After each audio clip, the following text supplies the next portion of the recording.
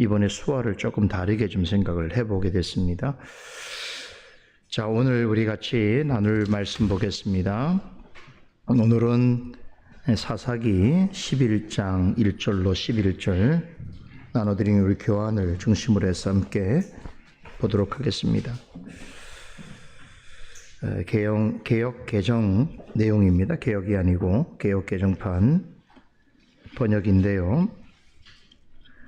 자, 우리 한 구절씩 우리 교독하도록 하겠습니다. 길르앗 사람 입다는 큰 용사였으니 기생이 길르앗에게서 낳은 아들이었고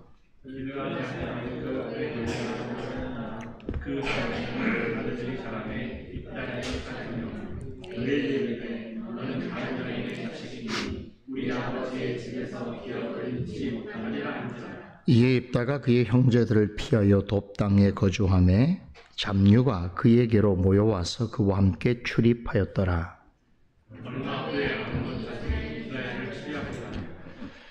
암몬 자손이 이스라엘을 치려할 때에 길르앗 장로들이 입다를 데려오려고 돕 땅에 가서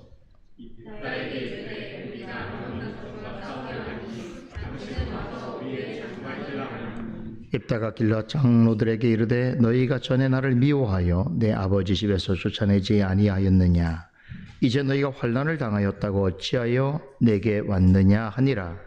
그러므로 길르앗 장로들이 입다에게 이르되 이제 우리가 당신을 찾아온 것은 우리와 함께 가서 암몬 자손과 싸우게 하려 함이니 그리하면 당신이 우리 길르앗 모든 주민의 머리가 되리라 하며 입다가 길르앗 장로들에게 이르되 너희가 나를 데리고 고향으로 돌아가서 암몬 자손과 싸우게 할 때에 만일 여호와께서 그들을 내게 넘겨주시면 내가 과연 너희의 머리가 되겠느냐 하니 길르앗 장로들이 입다에게 이르되 여호와는 우리 사이의 증인이시니 당신의 말대로 우리가 이렇게 행하리이다. 함께 읽습니다. 이에 입다가 길르앗 장로들과 함께 가니 백성이 그를 자기들의 머리와 장관을 삼은지라.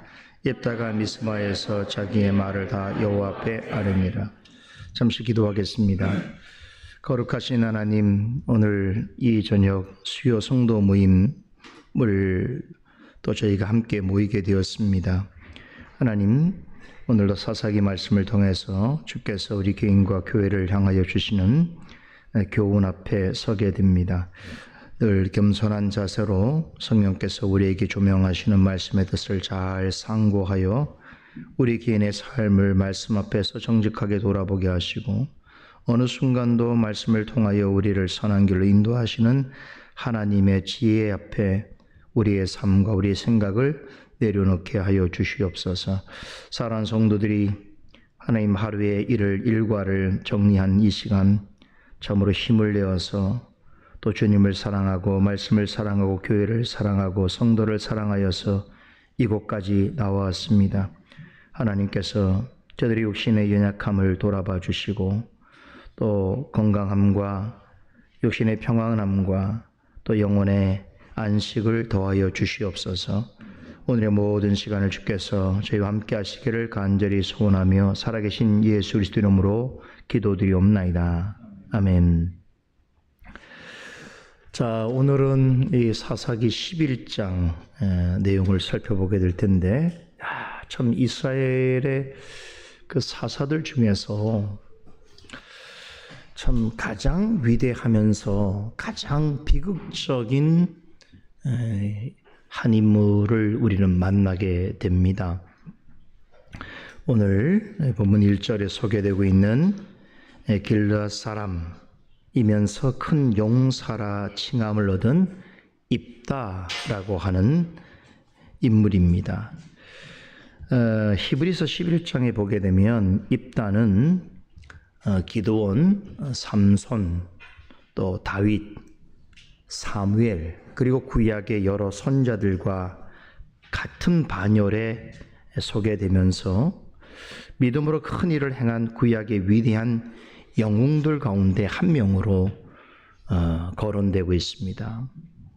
그만큼 오늘 이번에 살펴보게 될 입다는 구약의 수많은 인물들 중에서도 매우 특별한 그런 믿음의 사람으로서 기억되고 있습니다.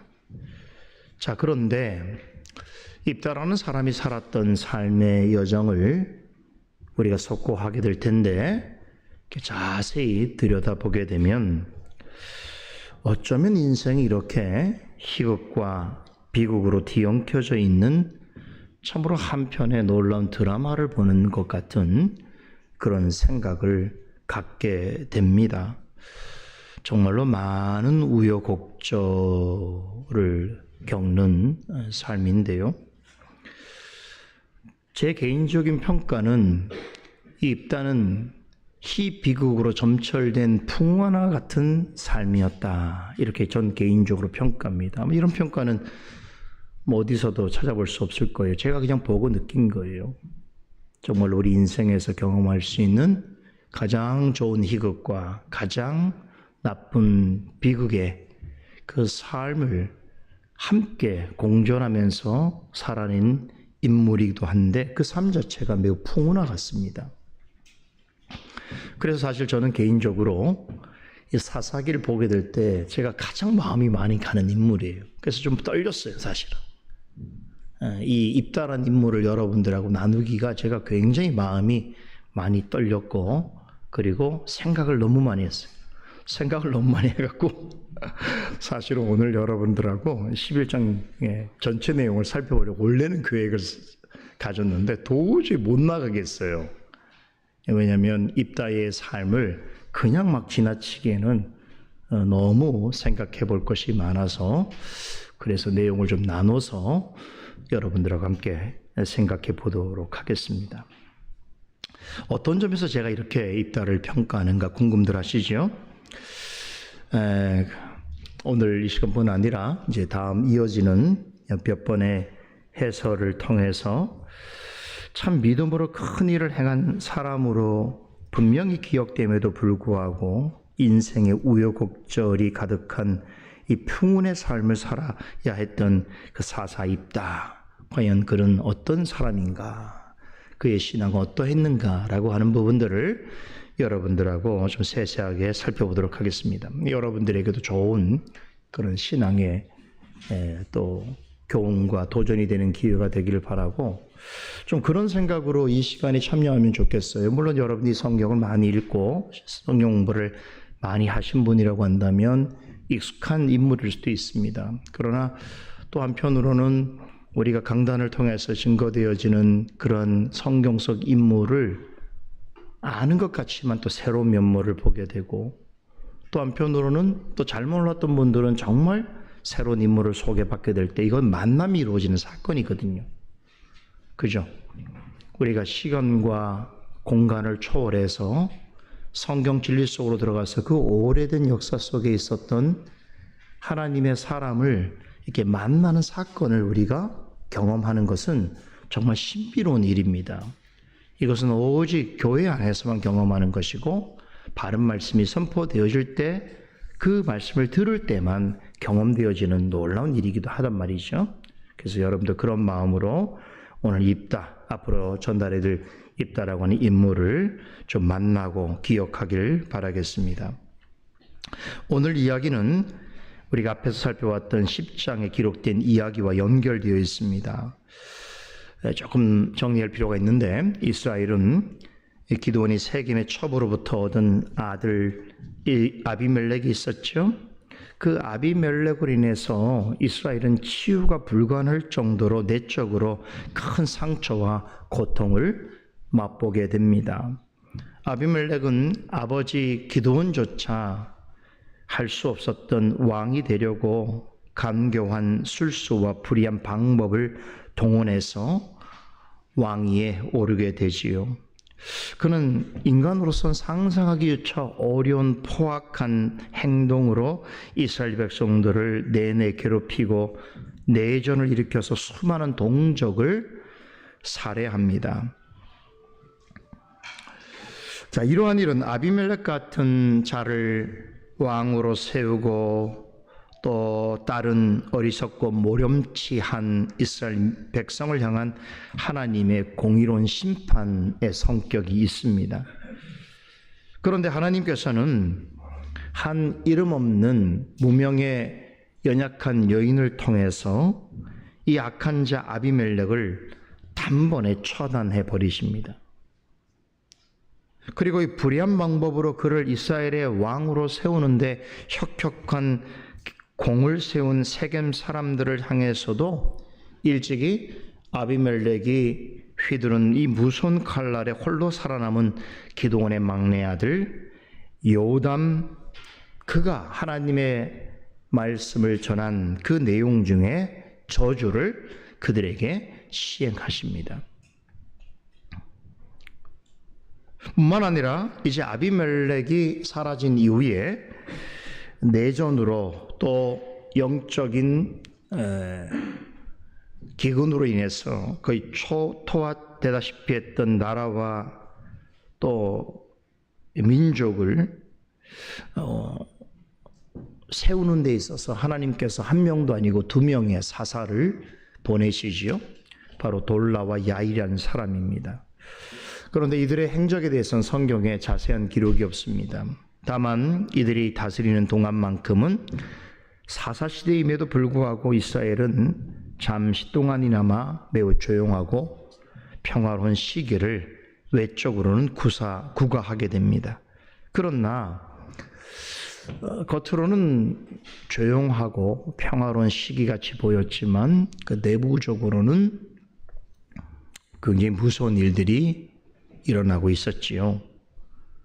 이 두 명의 소사사가 통치하는 시기가 끝나게 되자 이스라엘 백성들은 거의 대부분의 사람들이 다시 여호와의 목전에서 악을 행하게 되는데 그 악의 내용이 뭐였습니까? 이방 나라 사람들이 섬긴 우상들을 숭배하는 일이었습니다. 그런데 그 이전에 사사시대에서 볼 수 없었던 정말로 많고 다양한 우상들이 이스라엘에 판치기 시작합니다. 이전에 그들이 섬겼던 바알과 아스타롯, 대표적인 가나안 신이죠. 그런데 이 두 명의 사사가 죽은 이후에는 이스라엘 전체는 마치 우상 박람회장 같이 이스라엘의 주변 나라들의 우상들이 아람, 시돈, 모압, 암몬, 블레셋 등 주변 나라의 거의 모든 이방 신들이 다 수입되어서 이스라엘 백성 전체가 우상을 숭배하는 일이 벌어지게 됩니다. 하나님을 버리고 버젓이 우상 숭배를 당연시하는 이스라엘 백성들을 향한 하나님의 진노는 이제 무서운 결과를 낳습니다. 그들이 그토록 좋아하는 우상의 원천지가 되는 한 이방 민족의 손에 이스라엘을 넘기십니다. 바로 그 민족이 암몬 족속이에요. 암몬 족속에게 하나님께서 18년 동안 이스라엘을 넘기심으로 인해서 그들은 엄청난 압제를 받게 됩니다. 이스라엘은 이전에도 동일한 문제로 짧게는 수년 동안, 길게는 수십 년 동안 이방 민족들로부터 고통을 받았음에도 같은 문제로 동일한 실패를 반복했습니다. 참 웬만하면 깨달을 만도 한데 사람은 그렇지가 않아요. 사람은 잘 못 깨닫습니다. 그런 사람들이 모여있는 집단은 더욱 심합니다. 그래서 과거로 우리 인간이 정말로 고도로 진화되고 또 과거에 비해서 발달된 이성과 또 그런 감각과 인식을 가지고 있다면 적어도 과거에 잘못되었다라고 하는 일에 대한 전처럼 밟지 말아야 하는데 인류는 전혀 그렇지 않아요. 여전히 오늘 우리 시대는 과거에 있었던 수없이 많은 문제와 악행들, 인간이 해결하기 어려운 그런 산재된 문제들 앞에 여전히 서 있지요. 그 죄악의 문제가 켜켜이 쌓여갈 뿐입니다. 해결되는 문제는 거의 없어요. 물론 제도적으로 또 과학적으로 또 실증적으로 해소되는 문제가 있을지 모르지만 인간 본성과 관련된 죄악의 문제는 그 어떤 것도 완벽하게 해결되어지는 것은 없습니다. 우리는 이스라엘 백성의 역사를 통해서도 그걸 깨닫게 되는 거예요. 웬만하면 깨달을 만한데 이 악의 서클, 악의 악순환을 이스라엘은 끊어내지 못합니다. 그래서 과거의 우상 숭배로 인해서 그토록 고통스러운 세월을 보냈음에도 불구하고 어떻게 합니까? 또 평안해지면 또다시 마음에 하나님이 없는 자들처럼 우상에게 쫓아가고 우상 숭배를 버젓이 행하게 되는 것이죠. 사도 바울은 이러한 인간 본성의 공통된 심리에 대하여서 로마서 1장에서 이렇게 전해주고 있죠. 하나님을 알되 하나님으로 하나님을 영화롭게도 하지 아니하고 감사하지도 아니하고 오히려 그 생각이 허망하여지며 미련한 마음이 어두워져서 스스로 지혜 있다 하나 어리석게 되어 썩어지지 아니하는 하나님의 영광을 썩어질 사람과 짐승의 모양의 우상으로 바꾸었다라고 전합니다. 얼마나 정확한 모든 역사를 통틀어 제가 볼 때는 가장 정확하고 분명한 통찰이에요. 이 사도 바울이 이 짧은 이 표현 속에는 인류 역사 속에서 하나님의 형상을 입은 자들이 어떻게 타락한 형태로 하나님을 쫓는 종교적 심성과 양상을 드러내는 듯 하지만 하나님이 아닌 거짓 것을 숭배하고 쫓는지에 대하여 너무나 명확하게 설명하고 있습니다. 사도 바울은 또 이렇게 말하죠. 하나님의 진리를 거짓 것으로 바꾸어서 피조물을 조물주보다 더 경배하고 섬기게 되었다라고 설명합니다. 이스라엘이 지금 이런 상황인 거죠. 우상 숭배의 강도가 큰 만큼 그들을 향한 하나님의 보응의 강도도 셌습니다. 그래서 당대의 산업기로 유명한 암본 족속의 손에 이스라엘을 넘기시는데 말씀드린 대로 이스라엘을 향한 압제가 18년 동안 지속됩니다. 자, 이렇게 한 18년 정도 고생을 하니까 그제서야 또 어떻게 됩니까? 그죠? 고통이 너무 세지니까 견딜 만큼 견디다가 정신이 번쩍 들게 된 거죠. 그제서야 다시 하나님께 두 손 들고 나오게 됩니다. 그런데 하나님께서는 그러한 이스라엘 백성들의 부르짖음에 대해서 평소와 다르게 반응하셨죠. 그들이 두 손 들고 나와서 하나님께 도우심을 구할 때에 하나님이 곧장 응답하지 아니하시고 뭐라고 하셨다고 그랬어요? 너희가 나를 버리고 다른 신들을 섬겼으니 가서 그 신들에게 도와달라고 그렇게 청하라고 말씀하십니다. 와, 대단하시죠? 무서운 말씀이에요. 일단 소나기만 피해 보고자 하는 이스라엘의 그런 얄팍한 종교적 심성을 하나님은 정확하게 꿰뚫어 보셨던 것입니다. 문제의 본질은 외면한 채 문제로 드러나고 있는 현상만 바라보면서 자기를 위해서 도움을 구하는 것은 어떻게 보면 하나님을 믿는 자의 마음이 아니라 하나님을 필요한 대로 이용하겠다라고 하는 타락한 종교성일 수도 있는 것이죠. 하나님께서 원하시는 것은 사람의 입술의 말이 아닙니다. 마음을 다해서 하나님 앞에 내어놓는 회개와 순종이겠지요. 다행스럽게도 늦었지만 이스라엘 백성들은 하나님께 자신들의 죄를 자백하면서 구원해 주시기를 요청합니다. 마치 집을 나간 탕자의 모습이지요. 그런데 탕자로 할지라도 자신의 잘못을 깨닫고 집으로 돌아올 때에 아버지 앞에서 죄를 고백하면서 나오게 될 때 아버지가 다시 그를 품에 안아 주었던 것처럼 하나님께서 이스라엘 백성들을 죄를 고백하며 하나님 앞에 도우심을 구하는 그들을 받아주십니다. 자, 그때 때마침 암몬 자손은 더욱 강력한 군대를 동원해서 이스라엘을 무력 침공합니다. 이스라엘 백성은 하나님께 회개하고 돌이키게 되었는데 그렇게 하자마자 예상치 못한 큰 위기에 봉착하게 됩니다. 이게 참 사람의 생각과 다른 거죠. 우리는 하나님께 돌아갈 때에 또 한편 마음속에는 하나님께 돌아가기만 하면 모든 문제가 다 해결될 거라고 생각하는 또 자기 중심적이고 자기 이익 중심의 마음이 있거든요. 그러니까 계산을 하는 거죠.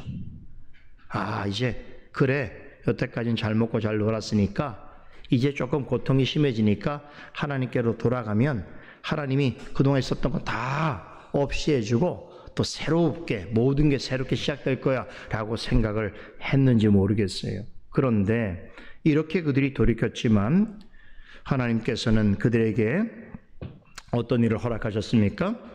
암몬 족속이 더 큰 군대를 가지고 이스라엘을 이제 침공하게 된 것입니다. 암몬 족속에게 속수 무책으로 당하게 되었는데, 자, 이런 위기 앞에서 달라진 것은 뭐냐면 하나님께서 이스라엘 회개하여 하나님께 돌아온 이스라엘 백성들에게 그들과 대항하여서 싸우려고 하는 의욕을 되살아나게 하셨다는 게 달라진 점이에요. 상황은 계속 그대로고 더 나빠졌어요. 그러나 이전에는 암몬 족속의 그 압제에서 도대체 아무것도 할 수 없고 벗어날 수 없는 무력감 가운데 그들이 빠져 있었다고 한다면 그들이 하나님께 돌아온 이후에는 그것과 싸워야 하겠다라고 하는 그러한 거룩한 의욕을 갖게 되었습니다. 그 일에 있어서 하나님께서는 그들에게 용기와 담대함을 주셨습니다. 자, 그런데 막상 암몬 족속과 전쟁을 하려고 해보니 이스라엘에는 이스라엘의 군대를 지도할 지도자가 없었던 것이죠. 사사기 10장은 회심한 이스라엘 백성들이 암몬 족속과의 전쟁을 앞두고 자신들을 이끌어줄 지도자를 찾는 내용으로 마칩니다. 자, 이때 하나님께서 역사의 전면에 내세우신 이가 바로 입다입니다. 자, 그런데 우리는 이 장면에서 이제 놀라운 하나님의 생각과 우리의 생각의 차이를 다시 한번 보게 되는데, 이번에도 하나님의 생각은 사람의 생각과 완전히 달랐습니다. 하나님은 어느 누구도 생각지 못한 아주 전혀 기대하지 못한 의외의 인물을 이스라엘의 사사로 요즘 말로 원픽하셨어요. 택하셨어요. 입다는 암몬 자손들의 손에서 이스라엘을 구원하는데 아주 큰 공을 세웁니다. 그 때문에 이스라엘 사람들은 입다를 큰 용사로 알고 그렇게 불렀습니다. 그런데 이것은 입다라는 사람이 어떤 생을 살았는지 알고 있는 입장에서 입다를 그렇게 표현한 것일 뿐, 사실 그의 이제 과거를 돌아보면 그가 어떻게 살았는가를 살펴보게 되면 그는 사사는커녕 일개 평범한 시민조차 되기 어려운 사람이었습니다. 왜 그런지 아세요? 입다의 아버지가 길르앗이라는 사람인데 그 길르앗이 기생에게서 얻은 아들이었습니다. 우리말 성경에는 기생이라고 번역이 되어 있습니다. 근데 원문을 보면 몸을 파는 매춘부가 더 뜻에 합당합니다. 자, 이 점에서 우리 누구랑 비교할 수 있죠? 사사 시대에 있어서 지금까지 우리가 봤던 사사 시대에서 이스라엘의 가장 해로운 존재였던 아비멜렉도 아버지가 기드온이었잖아요.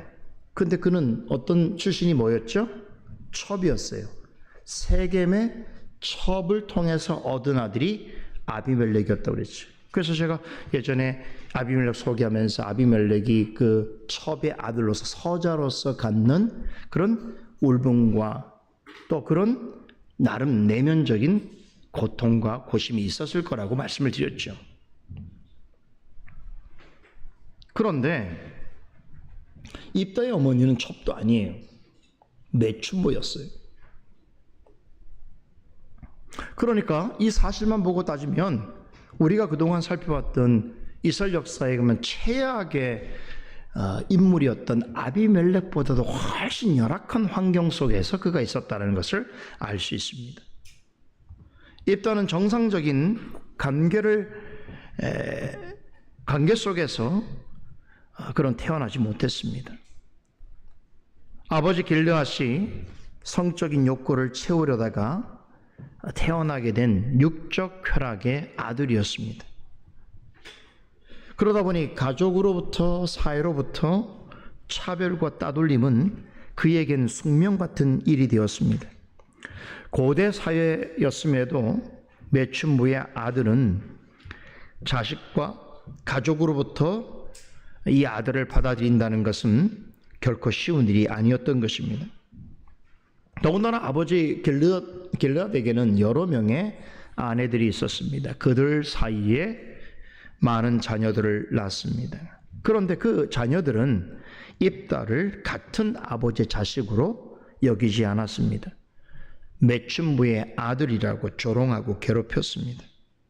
결국 입다는 배다른 형제들에 의해서 아버지의 집에서 쫓겨나게 됩니다.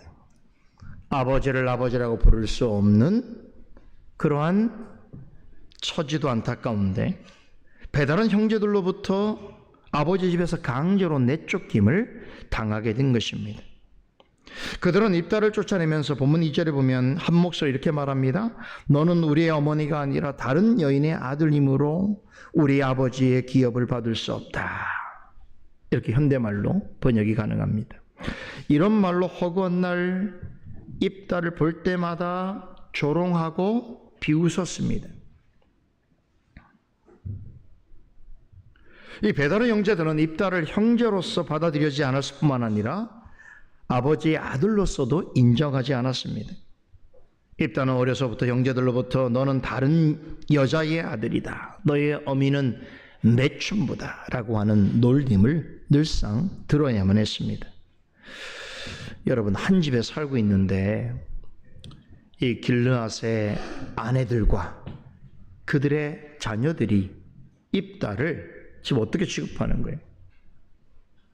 완전히 다른 존재로 취급하고 있는 거죠. 그래서 오늘 본문의 말씀 보면은 자기들끼리는 우리라고 표현합니다. 2절에 보면 우리 아버지의 집이라고 말을 하죠. 그런데 입다를 향해서 뭐라고 합니까? 우리가 아니라 너라고 말합니다. 너는 다른 여인의 자식이다 라고 구별합니다.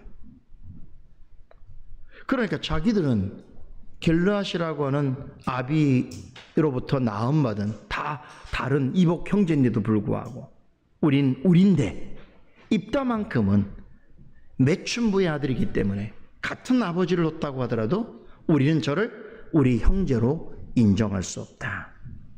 그죠?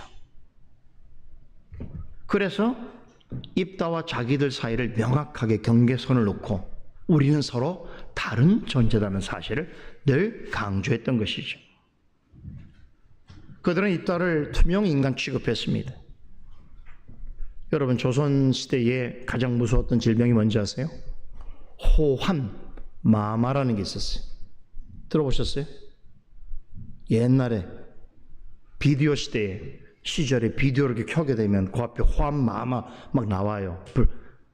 좋지 못한 비디오가 호환, 마마 같다라고 막 했거든요. 잘 모르시죠? 넘어가겠습니다. 자, 여하튼 간에 호환, 마마라는 게 지금 말하면 천연두라는 거예요. 조선시대 때는 이게 가장 무서운 병이었어요. 얼마나 무섭고 두려운지 호환, 호랑이만큼 무섭다는 거예요. 그 병이 바로 천연두였어요. 입다는 그 집안 식구들에게 호환, 마마 같은 존재였어요. 인간적으로 무서운 것이 아니라 조금이라도 함께 상종하기 싫은 정말 나쁜 질병 같은 존재로 그를 대했다는 거예요. 그를 같은 아버지를 두고 있는 형제들과 그들의 처들에게서부터 입다는 어린 시절부터 계속 이러한 대우를 받았던 것이죠. 결국 이 길르앗의 다른 아들들, 입다의 배다는 형제들은 너는 우리의 어머니가 아니라 다른 여인의 아들이기 때문에 우리 아버지의 기업을 받을 수 없다라고 하는 말과 함께 입다를 쫓아냅니다. 참, 너 같은 인간하고는 조금이라도 한 공간에 함께 있기 싫으니까 집에서 나가라고 한 거죠. 자, 그러나 이 사사기 기자는 이렇게 현상만 주목하지 아니하고 이런 주장을 하고 있는 그들의 비열한 속셈에 주목합니다. 그들이 입다를 내쫓았던 진짜 중요한 이유가 어디에 있었는가 하면 그것은 아버지의 유산을 그와 나누기 싫었기 때문이죠. 이스라엘의 법을 보게 되면 아무리 서자라고 하더라도 아버지가 낳은 자식이라고 하면 유산을 나누게 되어 있습니다. 물론 정실 부인에게 얻은 자식과 첩이나 다른 부인에게 얻은 이 유산의 차이는 있습니다. 그러나 아버지로부터 난 자녀라고 한다면 반드시 유산을 주게 되어 있습니다. 그런데 이들은 지금 어떤 마음인 거예요? 매춘부의 아들인 입다에게는 조금도 아버지의 유산을 나누고 싶지 않았던 것이죠. 그러니까 그들은 물질에 대한 탐욕이 엄청 강했어요. 이 부분에 있어서는 입다를 구별시켜 놓고 왕따시켜 놓고 자기들이 어떻게 해서라도 아버지 유산을 얻으려고 하는 그런 속셈을 가지고 있었던 것이죠. 바로 그런 이유 때문에라도 입다를 매춘부의 아들이라고 더욱더 심하게 놀렸는지도 모르겠습니다. 이렇게 해서 입다는 배다른 형제들에 의해서 아버지의 집에서 내쫓김을 당합니다. 여러분, 출생이라는 게 태어나는 것이 자기 선택은 아니잖아요. 잘 생각해 보세요. 태어난다는 것이 선택할 상황이 아닌데 그럼에도 입다의 어머니가 매춘부였다라고 하는 이유로 인하여서 어려서부터 사람 취급도 못 받더니 결국에는 집 밖으로 쫓겨나야 되는 이 운명 어떻습니까? 그런데 더 심각한 것은 쫓겨나도 갈 데가 없습니다. 여러분, 아까 얘기했던 기드온이 세겜 초백에서 얻었던 아비멜렉은 어땠어요? 그래도 갈 데가 있었잖아요. 외갓집이 세겜에 있어갖고 거기로 가서 그 세겜 사람들한테 그쵸? 오히려 자기 정치적인 세력을 얻지 않습니까? 지지를 얻잖아요. 근데 아비멜렉은 어떻습니까? 입다는 없었습니까? 친척은커녕 아는 사람도 없었습니다. 말 그대로 갈 데도 없고 의지할 곳도 없는 혈혈단신이었습니다. 당장에 길바닥에 나가 앉을 수밖에 없는 상황인 거예요. 그러나 성난 이 이복 형제들 근처에는 머물 수 없었습니다. 잘못했다가는 큰 봉변을 당할 수도 있었기 때문인 것이죠.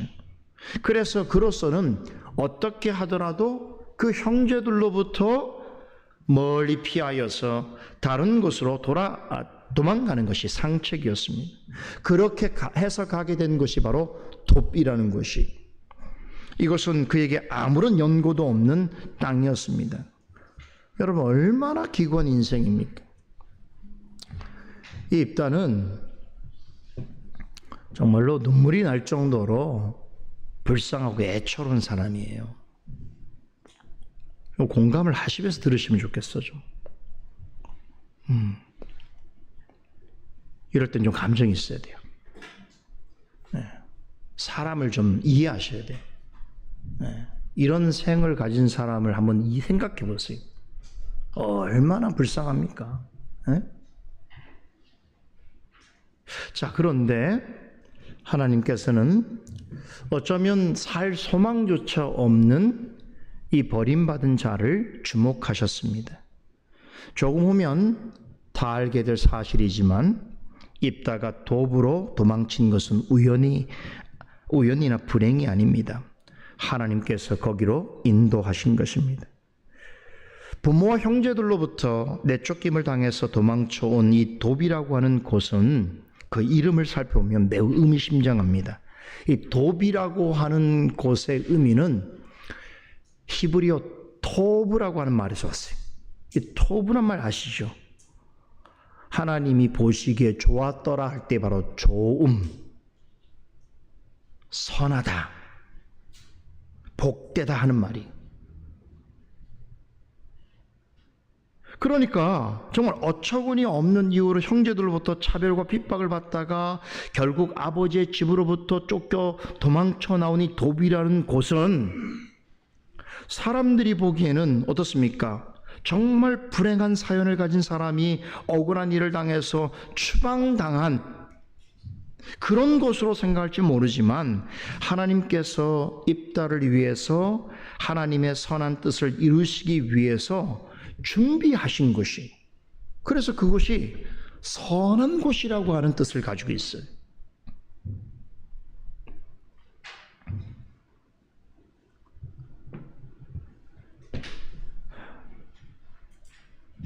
그가 도망친 이 돕이라고 하는 이 땅에서는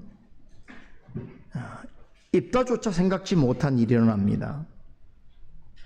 그곳에서는 지금까지 입다에게 있었던 악한 일, 불행한 일들을 하나님께서 선으로 바꾸시는 놀라운 하나님의 은혜의 역사가 기다리고 있었는데, 하나님께서는 바로 그가 추방자요, 도망자로 오게 된 이 낯선 땅에서 하나님께서 장차 그를 이스라엘을 구원할 사사로서 준비시키고 연단시키는 일을 본격적으로 이루어 가십니다. 많은 학자들이 이 땅은, 이 돕이라고 하는 것은 번영한 문화가 있는 도시가 아니라 광야라고 말합니다. 광야에 머물면서 하나님 앞에서 하나님께 쓰임받는 사람으로서 준비되어져 갑니다. 지금까지 말씀드린 것처럼 입다의 과거는 너무나 불행하고 암울했습니다. 하지만 하나님께서는 자기 백성을 어떤 경우에도 세상에 버려진 고아처럼 내버려 두지 아니하십니다. 비록 죄악된 일로 인해서 슬퍼하고 고통하는 일이 있다 할지라도 반드시 살아낼 만한 힘과 용기와 이유를 주십니다. 하나님은 입다에게 남다른 성품과 기질을 선물해 주셨습니다. 참 그에게는 큰 어려움이 있었지만 계속 그가 감당치 못할 정도로 하나님이 내몰지 아니하시고 다른 사람은 갖지 못한 특별한 성품과 능력을 그에게 허락해 주셨는데, 그게 뭔지 아세요? 이런 상황에서도 다른 사람을 긍휼히 여기는 마음을 그는 가지고 있습니다. 그리고 어떤 사람들에게 옳은 길로 인도하고자 하는 사명감과 책임감이 아주 컸습니다. 그게 리더십으로 나타나게 됩니다. 그러다 보니 입다는 이곳에서 여러 사람들에게 주목을 받습니다. 입다가 롭 땅에 머물고 있을 때 많은 사람들이 그를 찾습니다. 오늘 본문에서는 그들을 잡류라고 번역하고 있습니다. 잡류. 이 말은 입다와 같은 처지에 있는 사람들이었다는 뜻입니다. 다시 말해서 가정과 사회에서 쓸모없는 취급을 당한 사람들, 실제로 버림받은 자들이라는 말입니다. 입다는 이 롭에서 지내는 동안 이 사람들과 함께 어울렸습니다. 이들은 당시 주류 사회에서 또 여러 사람들의 관계 속에서 쓸모없는 존재로 버림받은 취급을 받은 사람들이었습니다. 그런데 이 사람들이 왜 입다에게 몰려왔을까요? 입다에게 있어서는 사람 취급을 받았기 때문이죠. 입다는 사람들이 잡류라고 칭하는 그 사람들을 향하여 마음을 열고 대했습니다. 저는 이 사실을 보면서 입다가 이렇게 한 이유 중에 한 가지, 내면의 그 중요한 원인을 생각해 본다면 가족과 사회로부터 버림받은 사람들을 향하여 마음의 문을 열고 그들을 따뜻하게 대하는 것은 어릴 때부터 온갖 차별과 따돌림을 당해왔던 자신을 위로하는 일이기도 했던 것이죠. 우리는 참 하나님은 사람에게 위로의 방식이 매우 독특하고 놀라운 방식으로 위로를 받게 하십니다. 어떤 사람에게 도움을 얻거나 어떤 사람들로부터 힘이 되는 말을 들어서 위로를 얻기도 하지만 실제 자신이 다른 사람에게 공유를 베풀고 위로의 행위를 하면서 스스로 위로를 얻기도 하십니다. 입다가 바로 그런 사람이었어요. 아무튼 입다는 부모와 형제들로부터 추방을 당했지만 하나님이 예비해 주신 곳에서 이제 서로를 의지할 동지와 동력자들을 많이 얻게 되었습니다. 시간이 흐를수록 입다는 그들로부터 큰 신임을 받게 됩니다. 결국 입다는 돕당에서 자신처럼 사람 대접을 받지 못해서 버림받은 사람들을 위한 지도자가 됩니다. 그렇게 될 수 있었던 것은 방금 전에 말씀드린 것처럼 그가 하나님이 주신 그런 성품과 좋은 기질을 갖고 있는 그런 이유도 있었겠지만, 그죠? 더욱더 중요한 것은 그에게는 여전히 하나님에 대한 마음이 있었습니다. 그러니까 이러한 극도로 불우하고 불행한 과거를 지닌 사람이 이토록 어느 곳에 가서는 전혀 그런 과거를 갖지 않은 사람처럼 생각하고 살아간다는 것은 기적 같은 일이죠. 꼭 하나님이 그런 마음 주신 거예요. 그래서 오히려 자신이 많은 고난을 받았지만 다른 사람을 향하여 마음을 열고 그들의 상처를 보듬어 주려고 했던 것이고, 또 사람들로부터 버림받은 자들의 그 삶을 이해하려고 노력했던 것이죠. 그러는 동안 그들을 향하여서 그들을 올바른 삶의 길로 인도하려고 했을 때에 그에게는 알지 못했던 숨겨져 있던 그런 리더십이 드러나게 된 것이죠. 그런 까닭에 당시에 버림받고 불안정하고 희망 없는 삶을 살아가는 잡류 같은 그런 이들이 입다의 주변으로 점점 모여들게 되었습니다. 일반 사람들의 관점에서 본다면 이들은 모두가 추방당한 자들이고 실패한 자들입니다. 그런데 그럼에도 하나님께서 이들을 입다를 중심으로 롭 땅에 모여들게 하신 이유가 있습니다. 왜 그런지 아세요? 이게 사사기의 핵심 같은 내용이에요. 사사들은 다 다르지만 항상 이 내용이 어떤 사사에 나타나는 거예요. 무엇입니까? 사람들로부터 관심의 대상이 되지 못하는, 주목받지 못하는, 자랑할 것이 별로 없는 그러한 존재들을 통해서, 오늘 여기에서는 어떤 사람 잡류같이 비주류 인생들을 통해서 그 누구도 할 수 없는 하나님의 크신 일을 행하시기 위해서 그들을 이 땅으로 불러 모으십니다. 입다와 버림받은 사람들이 롭 지역에서 점점 더 세를 형성해 가고 있을 즈음에 사사기 10장 마지막 구절에 기록된 것 같이 암몬 자손과 이스라엘 백성 사이에 일촉즉발의 전쟁 위기가 고조됩니다. 이런 상황에서 암몬 족속이 이스라엘의 길앗 땅을 먼저 치게 되자 길앗 장로들, 길앗 사람들이 충격을 받게 되는 거죠. 그리고 길앗 장로들이 나서서 암몬 족속이 쳐들어올 때 가장 먼저 오게 된 이스라엘의 땅 지역이 바로 길앗이거든요. 그러니까 길앗 사람들이 가장 먼저 침략을 받게 되니까 황급히 뭘 찾습니까? 자신들을 이끌어주고 이스라엘을 구해줄 지도자를 찾게 됩니다. 당시에 이스라엘은 군대는 있었지만 그것을 주의할 마땅한 지도자가 없었습니다. 그 일을 생각하던 끝에 길앗 장로들은 누구를 생각하게 된 것일까요? 입다를 떠올리게 됩니다. 왜 그렇겠습니까? 입다가 롭 땅에서 잡류 같은 사람들을 이끌고 이미 어떤 지도력을 발휘하는 그런 존재로 있다는 것을 알고 있었기 때문입니다. 입다의 사람들로 불리는 무리가 생겨났을 정도로 그의 리더십은 이미 인정받고 있었습니다. 입다에 대한 소문이 퍼질수록 더 많은 사람들이 롭 땅으로 향했습니다. 자진해서 입다의 사람이 되고자 했습니다. 그로써 입다의 명성은 더 많은 사람들에게 알려졌습니다. 자, 그런데 이 똑같은 시간에 지난날에 입다에게 정말 가슴 사무치는 아픔과 괴로움을 주었던 바로 길르앗에 있는 사람들, 길르앗의 자기 형제들, 또 길르앗 땅에서 자신을 그렇게 차별하고 따돌렸던 많은 사람들, 그 사람들의 상황은 어떻게 됐습니까? 비교되지요? 지금 버림받은 자로서 롭 땅에 가서 있는 이 입다는 어떻게 됩니까? 시간이 지나면서 이스라엘을 구원할 지도자로서 주목받게 되어진 반면에 그를 추방해냈던 그 사람들은 어떻게 했습니까?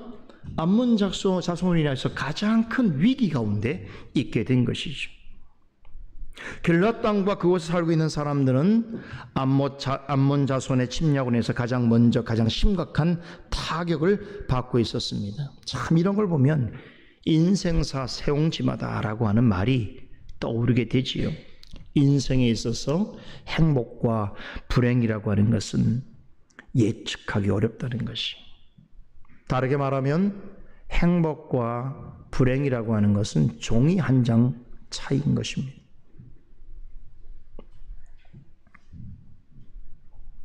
지난날의 불행이 오늘날의 행복이 되기도 하고, 지난날에 겪은 화가 내일의 복이 되기도 하는 것입니다.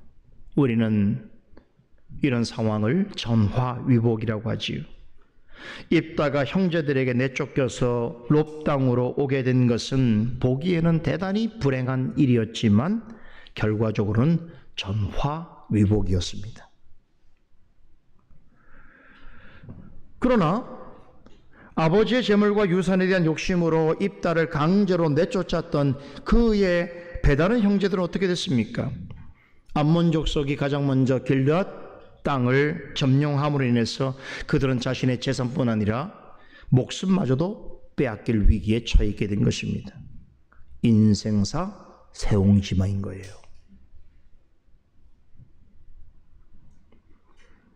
자, 세월이 얼마 흘러서 이 인생의 비교되는 인생의 상황이 완전히 역전되어 버렸어요. 참 우리 인생이 이런 걸 다 안다고 한다면, 그죠?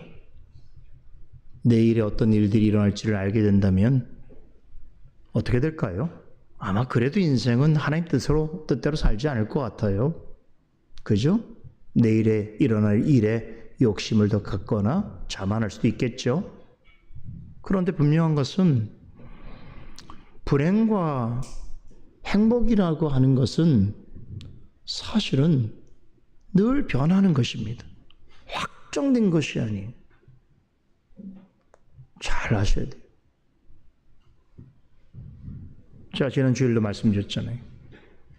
누군가에게 행복한 일이 다른 사람에게는 불행이 될 수도 있고, 누군가의 불행한 일이 어떤 사람에게는 행복한 일이 될 수 있는 거예요. 심지어는 생각에 따라서도 그럴 수 있어요. 인간은 자기 생각에 따라서 상황은 하나도 변화가 없는데 자기의 생각만 어느 편으로 그것을 바라보느냐의 시각과 인식의 관점에 따라서 방금까지 불행했던 일이 행복한 일이 되기도 하고, 지금까지 행복한 일이 불행처럼 여겨지는 것이에요.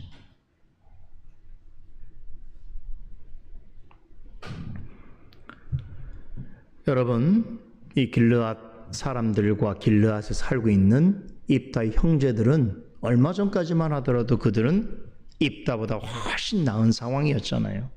그리고 아버지의 재물을 다 자기들 것으로 탈취하기 위해서 일부러라도 입다를 집에서 내쫓았단 말이에요.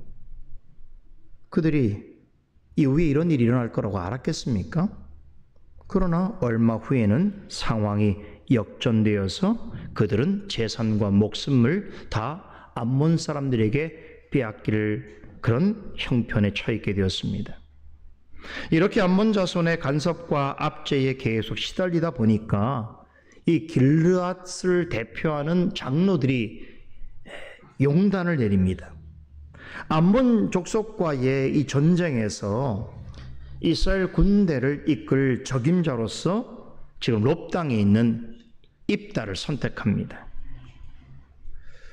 입다는 어떤 사람이에요? 이전에 그들이 버린 돌 같은 존재지요. 그런데 이제 와서 그에게 도움을 구해야 하는 형편이 되었습니다. 그래서 길르앗 장로들은 롭 땅까지 가서 입다에게 자신들의 사령관, 장관이 되어달라고 간절히 애원합니다. 여러분 같으면, 여러분이 입다 같으면 어떻게 했을 것 같습니까? 지난날에 나에게 그렇게 고통 주던 사람들이 지금 나에게 와서 막 도와달라고 애원하면 어떻게 할 것 같아요? 그런데 입다는 이 장로들의 상황을 충분히 이해함에도 불구하고 그들의 부탁을 무턱대고 수락하지 않습니다. 왜냐하면 과거에 그들이 행한 잘못에 대해서 생각하고 돌이킬 기회를 주기 위해서입니다. 7절입니다. 입다는 자신을 찾아온 길르앗 장로들에게 너희가 전에 나를 미워하여 내 아버지 집에서 쫓아내지 아니하였느냐? 이제 너희가 환난을 당하였다고 어찌하여 내게 왔느냐라고 되묻습니다. 자신을 아버지 집에서 길르앗 땅에서 내쫓을 때는 언제이고 이제 어려움을 당하니까 자신에게 쪼르르 와서 도움을 구하려고 하는 그 심보는 도대체 무엇이냐라고 꾸짖은 것이겠죠. 여러분, 길르앗 장로들 입장에서 볼 때는 어떻겠습니까? 섬뜩한 말인 거죠. 길르앗 형제들이 길르앗 장로인지는 모르겠습니다만 그 길르앗이라고 하는 이름, 그 이름이 그 지명명으로 봤을 때는 이 입다의 아버지 길르앗은 거기서 굉장한 유지였던 것이 분명한 거죠. 그렇다면 그의 아들들도 길르앗의 장로들만큼이나 그 땅에서 유세를 부리던 사람들이었겠죠. 그러니까 그들의 형제들이나 그들의 장로들이나 사실 자신에게 같은 일을 행했다고 말할 수 있는 것이. 그러나 이 말은 그가 개인적인 화를 참지 못하거나 또 보복하려고 하는 생각으로 한 말이 아닙니다. 사사시대의 어리석고 암담한 그 삶의 사이클을 계속 반복하고 있는 이스라엘 백성들의 심리를 꼬집은 것입니다. 왜 그렇습니까? 당시 이스라엘 백성들은 우상 숭배와 같은 죄를 범하다가 하나님의 징계로 고통을 받으면 그제서야 하나님께로 나와서 도움을 구하는 일들이 계속 반복되었습니다. 그러나 대다수의 이스라엘 백성은 진심으로 하나님께 돌이키지 아니하고 당장의 고통을 면해보고자 하는 그런 마음에서 회개하는 척했지요. 입다는 자신을 찾아온 길르앗 장로들이 혹여라도 그런 생각에서 온 것이 아닌가 확인하고자 했습니다. 입다는 기꺼이 자신의 동족과 나라를 위해서 봉사할 마음을 가지고 있었습니다. 그러나 그 결정을 하기 전에 그들이 자신과 하나님 앞에서 행한 죄와 잘못에 대해서 뉘우치기를 원했습니다. 입다의 예상 못한 그 질타에 길르앗 장로들은 이제 분명한 답을 내놓아야 될 시간이 되었습니다. 지난말에 입다에게 그렇게 잘못해놓고서 막상 어려움이 오니까 득달같이 찾아와서 그저 도와달라고 하는 그런 일들은 대단히 염치 없는 일이라고 그들은 생각한 것 같습니다. 그래서 입다에게 도움을 얻으려고 한다면 그를 자신들의 머리로 세워서 그에게 순종해야 한다는 것으로 그들은 판단했습니다. 그래서 8절에 보면 입다에게 이렇게 말합니다. 우리 길르앗 모든 주민의 머리가 되어달라고 간청하지요. 여기서 머리라고 하는 말은 단순히 전쟁 한두 번의 전쟁을 이끌어달라고 하는 그런 부탁이 아닙니다. 전쟁이 끝나더라도 우리를 이끄는 왕 같은 존재가 되어달라고 하는 부탁입니다. 여러분 얼마나 놀랍습니까? 하나님께서 입다를 사사로 세우고자 하시는 뜻이 어떻게 드러났습니까? 전에 그를 무시하고 내쫓은 이 길르앗 장로들, 그 길르앗 사람들의 고백을 통해서 분명하게 드러났습니다. 입다에게 우리의 머리가 되어달라고 하는 이 길앗 장로들의 말은 결국 세상에 비천하고 멸시받는 자들을 택하셔서 스스로 존귀하고 강하다고 생각하는 자들을 부끄럽게 하시는 그 하나님의 섭리, 그리하여 약한 자를 통하여 스스로 강하다고 생각하는 사람들을 낮추시고 또한 그 일을 통하여 스스로 영광 받으시는 하나님의 주권적인 섭리가 이루어졌음을 잘 보여주고 있습니다. 그런데 입다는 자신을 길르앗의 머리로 삼겠노라고 약속하는 이 장로들에게 한 가지 조건을 더 제시합니다. 10절에 보면 여호와께서 그들을 내게 넘겨주시면 내가 과연 너희의 머리가 되겠느냐라고 다시금 되묻습니다. 다시 말해서 하나님께서 암몬 자손을 나에게 넘겨주시면 너희가 과연 내가 너희의 머리가 된다는 것을 인정하겠느냐고 물은 것입니다. 여러분, 왜 이런 말을 덧붙인 것일까요? 입다는 두 가지 사실을 분명히 알고 있습니다. 암몬 족속과의 전쟁은 하나님께 속한 전쟁입니다.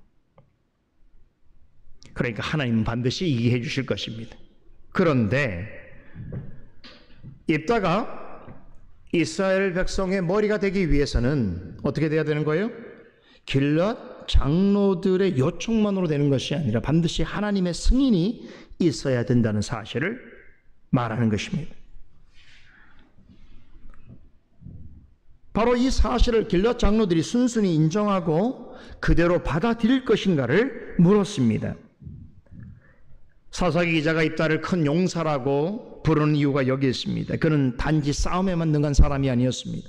누구보다도 어둡고 불행한 과거를 살았고 지금은 버림받은 자들과 어울리고 있지만 자신이 사사가 되고 전쟁에서 이기는 것은 사람이 하는 일이 아니라 하나님의 주권적인 계획과 섭리로 되어진다는 것을 그는 분명히 믿고 있었습니다. 그러기에 자신이 길르앗 장로들의 요구에 응답하는 것도 하나님의 제가와 승인이 반드시 있어야 하고 또한 이스라엘 백성이 하나님의 뜻에 따르겠다고 하는 약속과 결심이 반드시 있어야만 되는 이라고 하는 사실을 강조하게 되었던 것입니다. 그러니까 말로만 하지 말라는 거예요. 그죠? 너희들이 나를 이스라엘의 머리로 삼아서 이 전쟁에서 승리하기를 원한다면 그것이 하나님의 뜻이라는 사실을 너희가 인정해야 될 것이고, 그리고 그것은 하나님의 승인이 있어야 될 것이고, 그 하나님의 승인에 따라서 너희가 그 하나님의 뜻에 따르겠다라고 하는 결심이 반드시 있어야 된다는 거죠. 여러분, 입다는 다음 시간에 살펴보겠지만 정말 그 말에 있어서 엄청난 은사가 있는 사람이에요. 그래서 암몬 자손하고의 전쟁도 말로 끝내버려요. 단판 논쟁을 합니다. 그건 다음 시간에 살펴볼 건데요. 하나님이 이 말에 능한 재능을 주셨던 것 같아요. 여기서도 그래요. 이렇게 말하니까 길앗 장로들이 그 말에 설득당합니다. 그래서 그들은 입다가 요구한 대로 하나님과 그 앞에서 이렇게 맹세합니다. 10절 보세요. 여호와는 우리 사이의 증인이시니 당신의 말대로 우리가 그렇게 행하리다라고 맹세합니다. 이들은 하나님께서 자신들과 입다 사이에 나눈 말과 그 약속에 대하여 유일한 증인이 되신다는 사실을 고백한 것입니다. 무엇입니까? 맹세한 거예요. 여러분, 우리가 어떤 일을, 어떤 약속을 할 때에 하나님을 증인으로 초청하는 방식, 이게 바로 맹세입니다. 우리도 교회에서 이와 비슷한 유의 서원을 할 때가 종종 있습니다. 하나님을 증인으로 삼는 약속은 대단히 중요한 것입니다. 그것은 반드시 지켜야 하는 것이에요. 왠지 아세요? 하나님께서 들으셨기 때문입니다. 오늘 이 길앗 장로들이 말하죠. 입다와 자신들 사이에서 나눈 그 약속은 하나님이 우리 사이에 증인이 되신다. 그러므로 우리는 반드시 그렇게 하겠다라고 약속했습니다.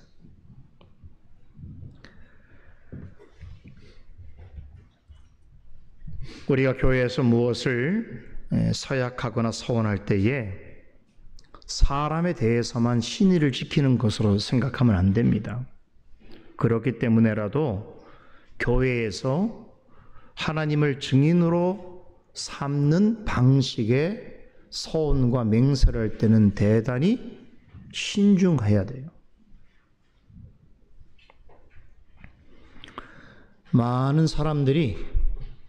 많은 그리스도인들이 교회 앞에서 하나님 앞에서 수없이 많은 서약과 서원을 하지만 지킬 생각조차 없는 이들이 많습니다. 무슨 서원을 한지도 몰라요. 그런 사람들에게 뭘 지키라고 요구하겠습니까?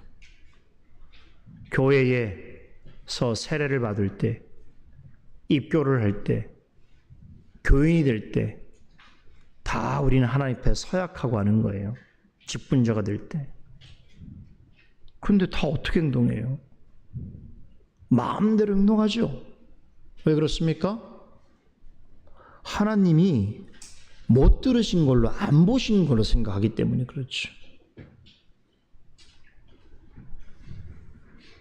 사람에 대해서 신의를 지키는 것은 그렇게 중요하게 여기면서 하나님 앞에서 하나님을 증인으로 삼는 서약을 하고 나서도 하나님에 대한 신의를 지킬 일에는 생각지 않은 사람들이 많다는 말입니다. 이런 사람들은 하나님을 어떻게 여기는 것이에요? 하나님을 보지도 못하고 듣지도 못하는 돌로 만든, 철로 만든, 나무로 만든 우상으로 취급하는 것 다를 바가 없는 것이죠. 서원을 행하고도 이행하지 않는 것을 죄라고 생각하지 않습니다.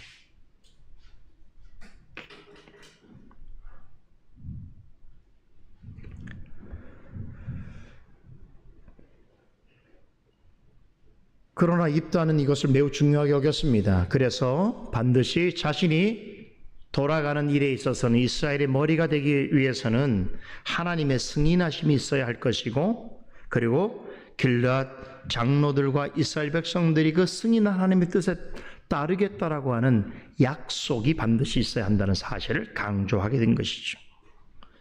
그러자 길앗 장로들이 우리가 그렇게 하겠습니다 라고 받습니다. 그래서 양편 간의 합의가 이루어지게 된 것이죠. 그래서 드디어 입다는 길앗 장로들과 함께 이스라엘로 돌아가게 됩니다. 미스바로 향합니다. 미스바에 가니까 이스라엘 백성들이 다 기다리고 있었어요. 누구를요? 길앗 장로들을. 길앗 장로들이 누굴 데려오니까요? 입다를 데려오기를 바라서 그들이 기다리고 있었어요. 그래서 입다가 오게 되자 그들이 열렬히 환영합니다. 그리고 그 자리에서 입다를 자신들의 머리인 장관과 사사로 삼습니다. 입다 역시 자신을 하나님께서 허락하신 사사직을 받은 자로서 그 상황을 받아들입니다. 이렇게 해서 입다는 이스라엘의 사사로서 본격적으로 활동하게 됩니다. 여러분이 모든 일에는 하나님의 섭리와 은혜가 있었습니다. 입다는 너무나 불우하고 불행한 가정 환경에서 자랐습니다. 그는 매춘부의 아들이었습니다. 육신의 아버지와 어머니로부터 어떤 사랑도 받지 못했습니다. 매춘부가 낳은 아들이라고 하는 이유 때문에 배다른 형제들로부터 어려서 차별과 괴로움을 받으며 자랐습니다. 결국 아버지의 유산을 한 푼도 받지 못한 채 빈몸으로 광야로 쫓겨나왔습니다. 매춘부의 자식, 서자 출신, 버림받은 아들이라고 하는 말과 놀림은 그의 어린 시절을 더욱 우울하고 불행하게 만들었을 것입니다. 그리고 그 어린 마음에 영원토록 아물지 못할 상처를 남겼을 것입니다. 그런데 하나님께서는 그런 그를 조롱과 차별과 따돌림과 핍박이 늘상 있었던 이 길앗 땅으로부터 건져내셔서 선이라고 하는 뜻의 롭 땅으로 인도하셨습니다. 길르앗에서는 그는 버림받은 자요 추방자였지만 하나님께서 선하신 뜻 가운데 인도하신 롭 땅에서는 어떻게 되었습니까? 이스라엘을 구원하는 하나님의 크신 일을 감당할 자로 그는 준비되었습니다. 그리고 하나님은 길르앗 땅에서 많은 사람들로부터 버림받은 그에게 같은 마음을 가지고 있는 많은 동지들을 붙여주셨습니다. 이제 그들이 이스라엘을 구원하는 굉장히 커다란 일들을 하게 됩니다.